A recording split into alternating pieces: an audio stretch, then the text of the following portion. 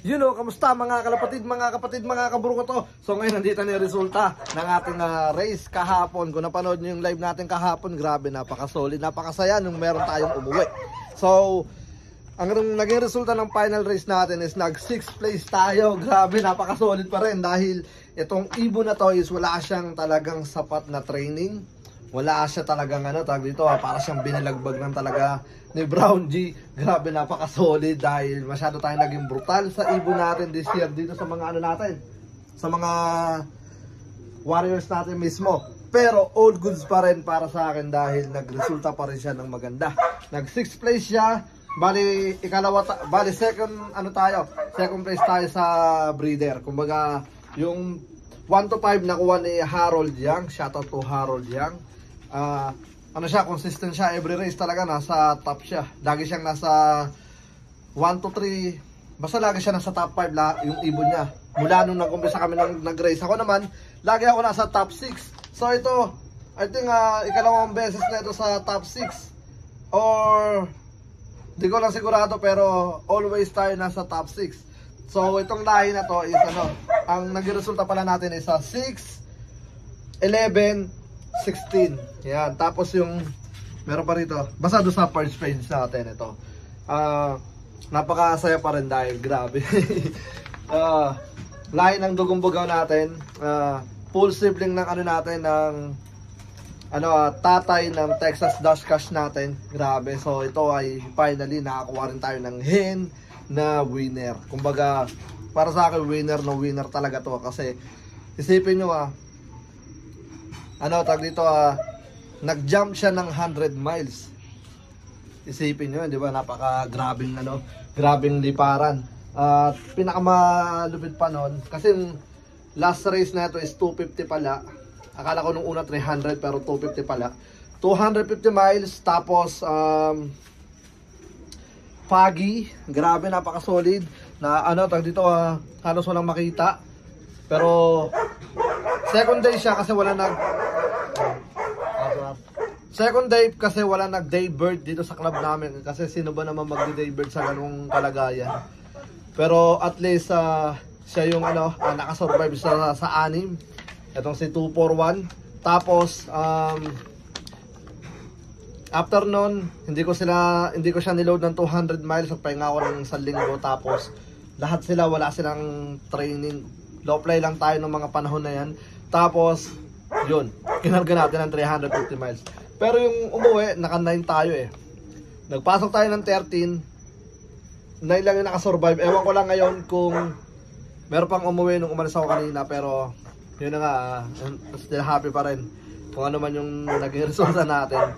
Dahil tinalbugan niya yung yung ibang kaklab namin. Grabe. Pati yung presidente namin.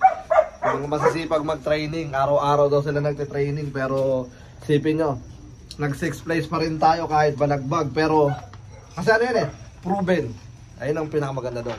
Lahi ng ibon natin is proven na mga nagmamani winner sa one low price. And then katong si 241 is magiging official breeder na natin siya. Add na sa team natin dito.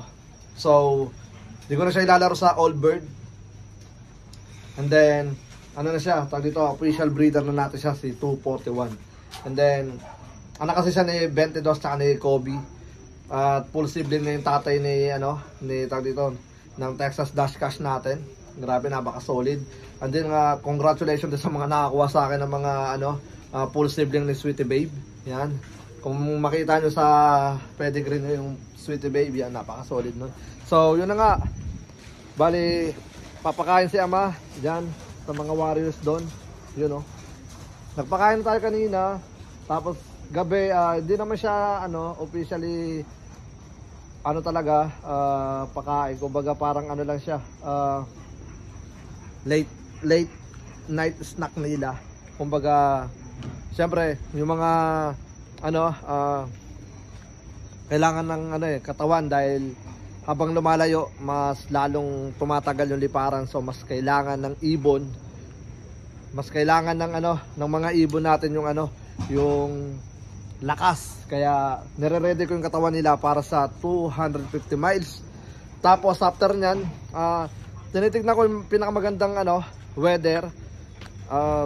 Tignan natin, sana makakuha tayo ng magandang weather itong this coming week. Tapos after ng 2 weeks, after ng 250 miles, mababalandra sila ng mga ilang days, siguro mga 1 week to 10 days, mga ganyan, bago sila sumalang sa 350 miles.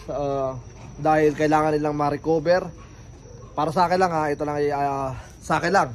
Kumbaga, diskarte natin. Kailangan ko lang silang hindi sila mababakante sa liparan, pero i-recover ko sila ng mga at least 10 days.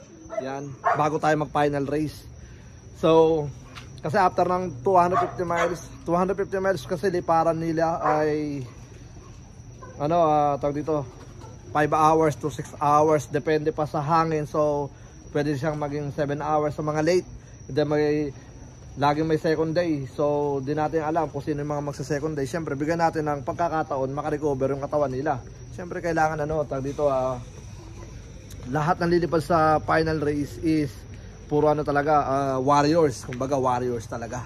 Alright, so yeah, bali yun lang yung magiging update natin. And then congratulations pa rin sa Campo Capistrano, 6th place baby. No training baby, ang pala talaga ni Brown G, Balagbag. Ang ganda ng pangalan Ngayon ang pangalan ni 241 is Balagbag. Yan. But alam niyo na, nakakatuwa lang kasi nga siyempre kahit hindi tayo masyadong tutok talaga rito. Kasi nakatutok tayo rito. Sa totoo lang mahirap pagsabayin. Yan. Pumasok lang ako sa club dahil alam niyo yan. Yung mga solid natin simula noon pa lang is nakatambay na sa atin. Nakatambay na sa atin. So binaligtad ko muna dahil medyo nangangalay tayo. Yan. So 200 miles natin, 3 lang kulang natin. Yan. But all goods pa rin kasi hindi siya ganun kadami. Yan. Tapos yung nag second day natin kasi ang daybird natin is nasa 122, kulang tayo ng 9. Tapos itong umaga may umuwi sa ating 6 yung umuwi sa ating umaga, kaya 3 pa yung kulang natin. Yan sila yan. Kasi ama lupit talaga ni ama yan. Ganyan kaalaga yan. Kumakain na ng umaga, kumakain pa sila ng gabi.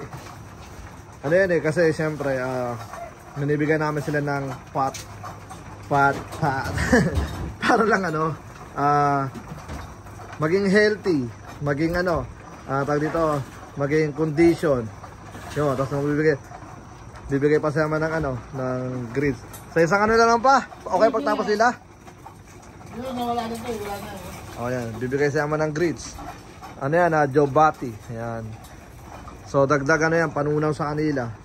Tapos water natin, pinagpawisan ni ama. Hindi, yung water natin maganda. Nilagang tawag dito,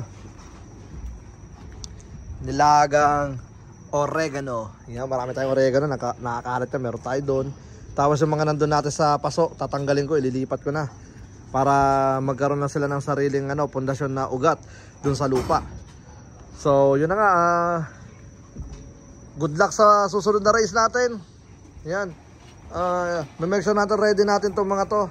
Makarecover ka agad yung mga dapat makarecover, pero wala naman tayong dapat i-recover dito dahil maganda yung pauwi natin. Solid. Meron tayong mga 10% nga lang na late.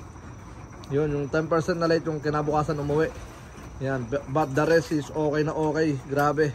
Napaka solid na mga warriors. And then sa next race natin is magkakalabasan na ng tunay at galing, dalisay at talino. Di ba?